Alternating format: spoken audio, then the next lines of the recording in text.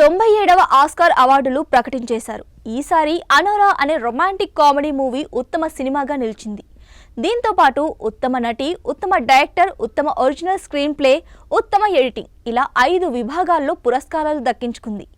మరి అంత స్పెషల్ ఏముంది ఈ సినిమాలో అంటే, రష్యాకి చెందిన కోటీశ్వరుడైన కుర్రాడు చదువుకోవడానికి అమెరికా వస్తాడు. ఓ వేశ్యని కలుస్తాడు. దాదాపు వారం పాటు తనతో ఉండమని ఆమెకు డబ్బులిస్తాడు. కానీ కొన్ని రోజులకే ఆమెతో ప్రేమలో పడి పెళ్లి కూడా చేసుకుంటాడు. కానీ ఆ కుర్రాడి తల్లిదండ్రులకు ఈ విషయం తెలిసి అతన్ని తిరిగి ఇంటికి తీసుకెళ్లిపోతారు. దీంతో ఆ వేశ్య ఏం చేసింది, చివరకు ఏమైందనేదే మిగతా స్టోరీ. సాధారణంగా కంటెంట్ ఓరియంటెడ్ సినిమాలకు ఆస్కార్ అవార్డ్స్ ఎక్కువగా ఇస్తూ ఉంటారు. కానీ 18+ కంటెంట్ ఉన్న అనోరా మూవీకి ఈసారి ఉత్తమ సినిమాగా ఆస్కార్ రావడం చాలా మందిని ఆశ్చర్యపరిచింది. దాదాపు 2.5 గంటలున్న ఈ సినిమా గతేడాది థియేటర్స్లో రిలీజ్ అయినప్పుడు చాలా మంది మెచ్చుకున్నారు కూడా. తొలి గంటలో మసాలా సన్నివేశాలతో సగటు హాలీవుడ్ మూవీని తలపించిన ద్వితీయార్థం నుంచి మంచి ఎమోషనల్గా ఉంటుంది.